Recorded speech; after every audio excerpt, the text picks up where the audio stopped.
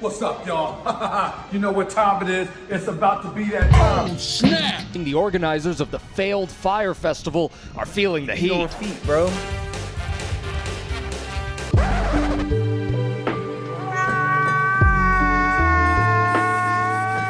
Damn, son, where'd you find this? Oh my god, they killed Kenny! Savage. Oh. And we're back. One Piece. 10:15 is out. Right? This one was rough, guys. Oh, man. You know, I mean, if you were in the stream, you saw me. I took like 4 minutes to just sort of like decompress, process, go through the 4 stages of grief. I'm gonna cry. Oh, man. First things first, right? R.I.P. our boy Kinemon. Foxfire Kin'emon. In this sweet madness, all this glorious sadness that brings me to my knees. In the arms of the angel, fly away from here. We're talking about a dude that has been with us for like a decade.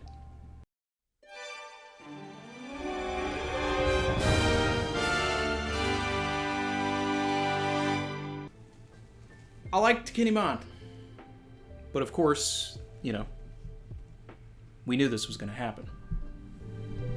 Which also implies that, you know, a big death flag for Kinemon.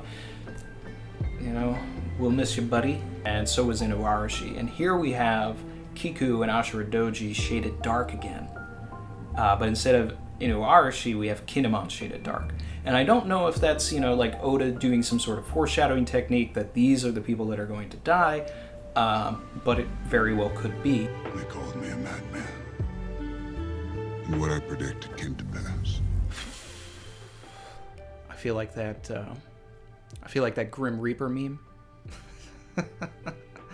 You know, where it goes and it's hitting all the doors. You know? And it's like, but the Grim Reaper's got my face on it.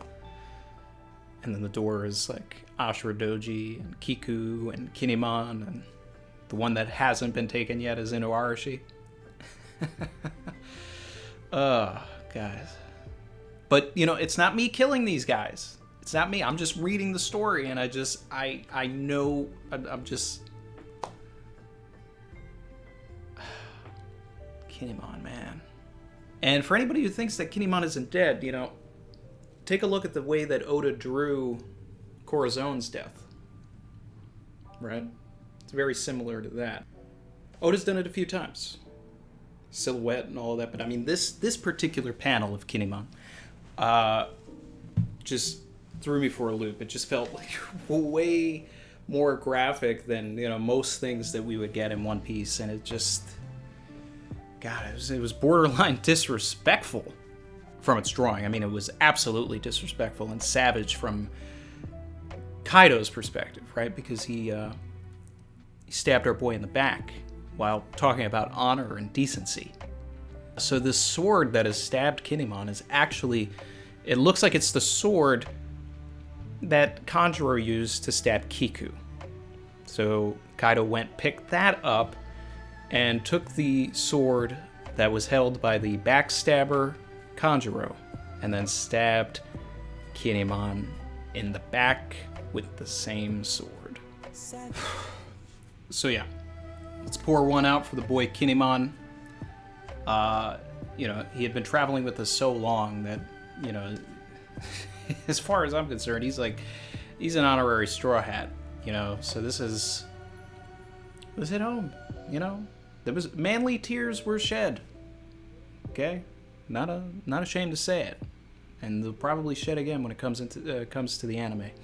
But moving on, I don't want to see any more Momonosuke slander, okay? Because this boy, this 8-year-old boy, just watched Kiku die and Kinemon die, and then still had the wherewithal to take one of the Marys and give that message out, all right? Restoring hope to the entire alliance, all right? And let's also think about Momonosuke's headspace, right? Okay, we talked about this last week with the whole Kiku stuff, that, you know, why Kiku hesitated against Oden was this, you know, Oden dying wasn't very long ago for her. It was literally like 3-4 months ago, okay? Same thing for Momonosuke. His father died 3-4 months ago for him. Now his surrogate father dies in front of his eyes. Good Lord. It's enough to, you know, really traumatize somebody, okay? This is Momonosuke's flashback, all right? Momonosuke is 100% joining, all right? 100%. And I'm going to come back to this clip later and use it when Momonosuke joins. So get ready. Yeah, I don't see any situation where Momonosuke doesn't ride with everybody after this now. He's too important. And with that, Yamato is looking pretty good as well, and of course we know Tama's still coming. We're gonna get our apprentices, people. It's happening. It's happening. Stepping away from all of the sad stuff for a second, you know, let's jump to the beginning of the chapter. All right, with my boy Sanji. We're back, okay? Pre-time skip Sanji is back. He's out here with lines. He is out here being cool. He is lighting the cigarette, all right? Easily one of my favorite aspects of the chapter from a structure perspective is just having it be both a Kinemon chapter and a Sanji chapter. Because, you know, we go back to Punk Hazard, both of these characters' stories are tied together. Sanji's the one that put together Kinemon's head. He didn't want to leave him in the cell. He thought that would be akin to murdering him. Kinemon didn't want Sanji's help because he didn't want to be in debt to a pirate, even though in one of his final exchanges to Luffy in 987, he tells Luffy, "I'm in your debt." I'd go as far as to say that without Sanji, Kinemon and Momonosuke probably wouldn't have ridden on the Thousand Sunny. We would have just met them in Wano, or maybe they would have never played a part. So I'd say that Sanji is completely integral to our own personal attachments to Kinemon. So from that perspective, I found it very interesting that Sanji was so featured in the chapter where Kinemon dies. Let's talk about rotisserie, okay? My boy Sanji came in with the heat on feet. Yeah. Everybody was loving that in the stream. Bro, look, he got the heat on feet, bro. He got the heat on feet. It was a callback to the earlier stream that I had done with my cousin last week, where I was teaching him a little bit about One Piece, and he took one of the Sanji figures, and he, you know, we got this from, I got this Sanji right here. Oh, he got the fire feet? Yeah, fire feet. Bro, look, man. he got the heat on feet, bro. That's definitely me, because you know my kick game crazy. Sneakerhead. Anytime we get a Sanji moment, definitely a Diable Jambé moment, I'm hitting the heat on feet button. Bro, look, he got the heat on feet, bro.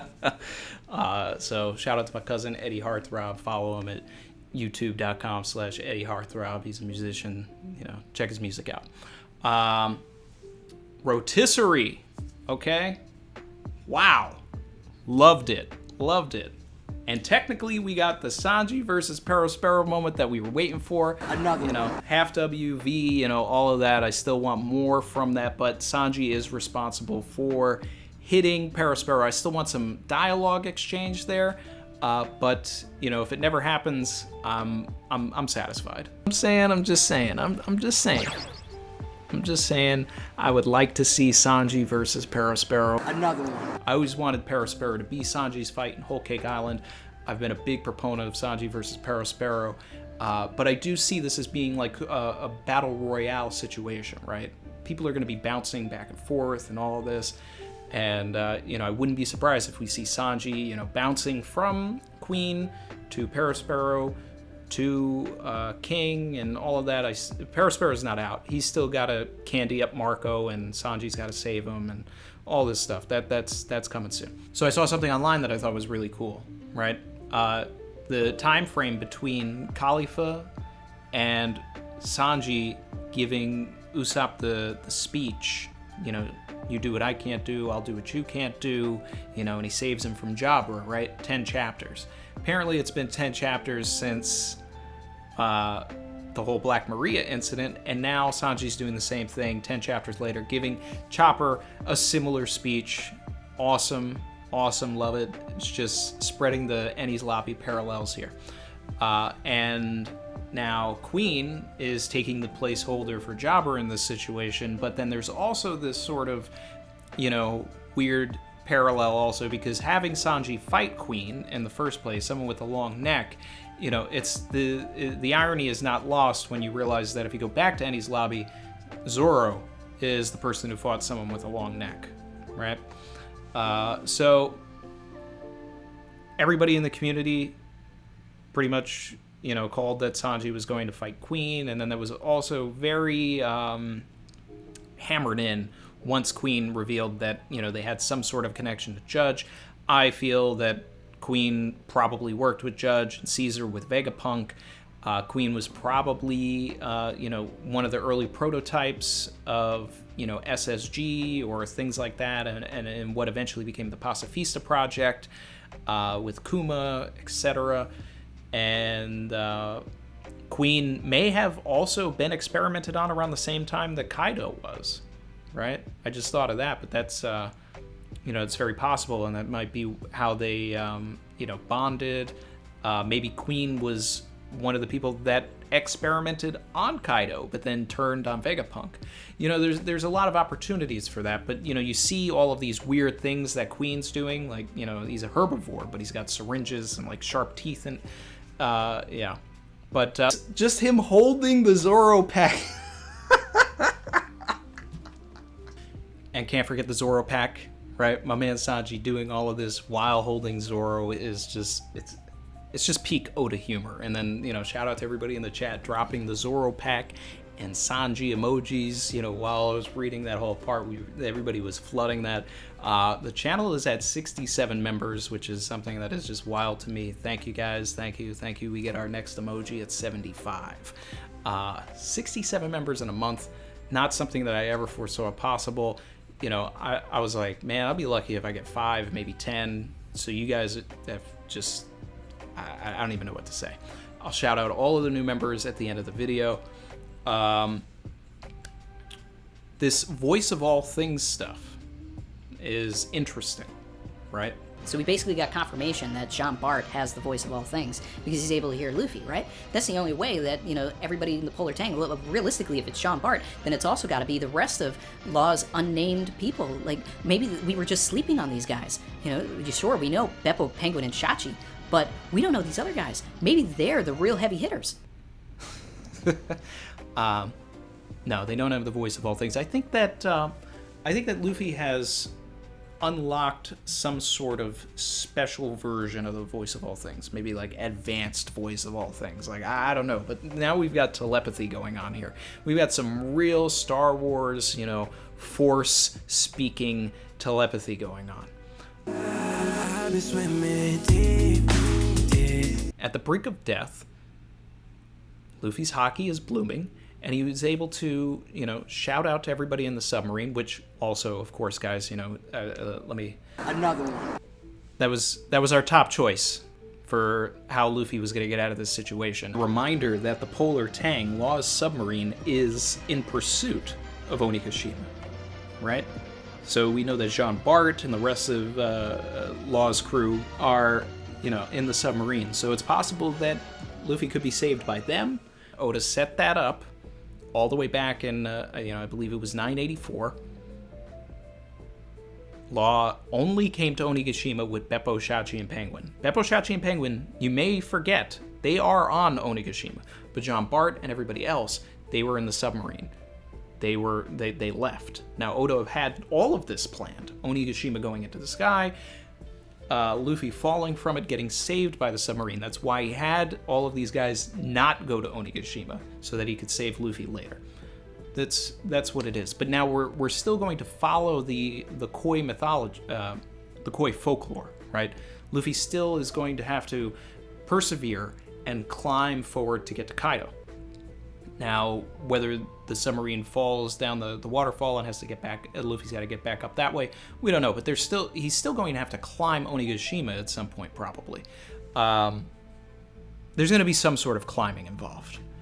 He's got to get back up there, either way. So one of the most fun things about the stream is Chrissy was able to join us. So she came in and shared her thoughts on the chapter, as well as making the keen observation that Momonosuke is the anti-Koby. Noticed with that, with Momo saying keep fighting, it's almost like a parallel to Koby saying stop fighting. It's like the opposite of it in a way. I don't know, it kind of reminded me of it, like someone, I don't know. I don't know if that's dumb, but that's actually that is good, because you know why it also is relevant. It's because right after that the submarine shows up, which is also what happened right after that in Marineford. Yeah. Whereas Koby got in front of everybody and said, "Please stop fighting." After his observation hockey is blooming, which could potentially be the voice of all things as well. Here's Momonosuke saying, "Please keep fighting." So I like that. The stuff with Nami's climb attack becoming a homie, great, love it. Excited to see what comes of that, what sort of abilities Oda is going to, put into the climb attack. How much stronger will this make Nami? So that's interesting. We've got Law joining Kid. That's all great. But for the rest of the video, I think I want to talk about Kaido and Yamato, right? And obviously we've got a flashback incoming. It's going to happen anytime within the next 3 chapters, I feel. Act 3, it started with a little bit of a prologue, then we went into Oden's flashback, we came out of it, we started Onigashima. I think we're going to end the act the same way, story structure. So we're going to get the Kaido and Yamato flashback, a little bit of an epilogue, and then the act will end probably around 10:18, where everybody is, speculating that this will be 60 chapters for Act 3. Then we'll go back to 30 for Act 4, 15 for Act 5, and we'll have this sort of triangle thing. I believe in that. Anybody that thinks that Oda doesn't believe in numerology or anything like that, you're fooling yourself. Rayleigh showing up in chapter 500, Dragon showing up in chapter 100. The fact that the chapters that Gear 2nd and Gear 4th were revealed are, like anagrams of themselves. You can just rearrange the numbers and it's the same thing. Like, this is all stuff that Oda is constantly planning things out. Why chapter 1000 was chapter 1000 and the pacing and all that. Oda really manufactures the story to reach something by a certain number. So that makes sense. So we'll see what happens. Kaido has the theme of perseverance, right? It's like built into his character. He respects perseverance, and we talked about this in the stream a bit. I believe that this all comes from his background with rocks, and I think that that's something that we're going to get when we get this flashback. And the idea behind this, one of the most important pieces of information that we ever got about Kaido was his age, and that he was an apprentice on the Rocks pirate ship. He was not, the same. Big Mom refers to Kaido as a kid, right? So now if you're thinking as a kid, then you start thinking about other apprentices. We saw Marco during the Owen flashback. We saw Buggy and Shanks. They all looked up to, Whitebeard and Roger, respectively. And that's what I expect we're going to see from Kaido, which will also be a great parallel with the Oden flashback having, been at the beginning of Act 3. So I kind of have this feeling that Rocks was probably potentially a good guy, or at least misunderstood. He may have even believed himself to be Joy Boy. And, he's probably the first person that was really seeking out the Void history. maybe he was from Ohara. Just thought of that. But either way, he assembled this amazing crew, right? In the same way that Luffy has, and went on this thing. And, you know, what if Rox had discovered that he was also too early, right? But he didn't have the same reaction that Roger did. What if the reaction of being too early, like, drove him mad, right? And then Kaido was able to see the downfall of Rox. And he saw Rox have a awful death, where he died either as a coward or, you know, just did not go out in any sort of way that Kaido, you know, that basically messed with Kaido's head. Like, hey, I respected this guy and this is the way he went out. So there's a potential for all of that.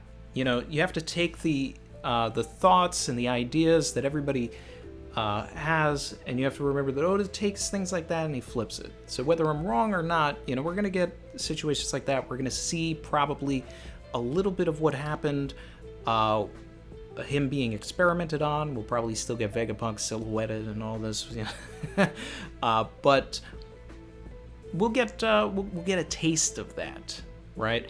And that may also come from, you know, whether or not we get the conversation that I'm really waiting for, which is Kaido and Momonosuke, but Momonosuke in his dragon form, right?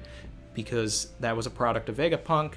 Then we'll be able to get that call back to Vegapunk with Kaido, and Kaido will be able to look at Momonosuke and, you know, realize that, you know, he didn't earn the power that Kaido has, you know, and there'll be this sort of battle for respect. And at the end of this arc, you know, I think it's important if Momonosuke gets Kaido's respect. I think that's important, but on his own terms, right? Not because he's Oden's son, but because he is Kosuke Momonosuke. So we'll see, right? Of course, Yamato needs to tie into the flashback as well, and, you know, we need to understand where all of this Oden stuff is coming from, and other things. Maybe this is all worth its own video, but just throwing stuff out, giving people a little taste of my thoughts, and you know, so those are my early spoilers, guys. I know you guys come for the early spoilers. We're getting the Kaido flashback within the next 3 chapters, I believe, and I think the end of the act is going to be coming soon. This was an excellent chapter. 10 out of 10, followed by a 10 out of 10. You know, this is good stuff. We got some things that we wanted and some things that we, you know, are bittersweet that we got because we wanted them. You know, well, not necessarily. I didn't want Kinemon to die, but he's had death flags for the longest, and it finally happened. And, you know, that Otsuru scene, when we get it, it's gonna hit like that Dadan and Garp scene after Marineford. Man, I would have really set up his wife just so he could never have them reunite. Ugh. All right. We got a little bit of Sanji versus Perospero. You know, I'm taking it. And Luffy did get picked up by the Polar Tang. So we caught some more W's this week. And it'll be a matter of time before Zoro's back in the fight. We'll see how much time Chopper has to heal Zoro. Marco will probably have to assist. That's when Perospero will come in and candy him up. Tama's got to get to the live floor. We need some sort of an interaction between Queen and Tama, because Queen has been, you know, turning his head on Tama's power. I think it's going to be pretty imperative that Tama uses one of the Marys similar to Momonosuke did to give her order, but that order is going to continue to get delayed. So we'll see. But either way, that's going to do it for this video, guys. I'm going to take this time to shout out all of the new members. Hopefully, I'm not butchering any names. I'm going to try my best, everybody. Thank you for joining the channel. Jesus Yaramio, Rufi, Mohammed Al-Mahiri, Mojo Ryzen, Nuno Martins, Lushak, Marcus Koniki, Shnaz Chan, Frostif, Matthew Bashirs, Maria Mochilira, Vernon Co., Novum, Vedant Singh, Damians, Sally Clark, Anonymous Friend, DJ BJ32, Piece of Cake, and Lone Shadow 144. Thank you guys. It's all super appreciated. And there's no break this week. So I'll catch everybody for 10/16 this Friday. And also Netflix Part 5 on hockey is out now. So you can go ahead and check that out. And I'll see you guys soon. Later.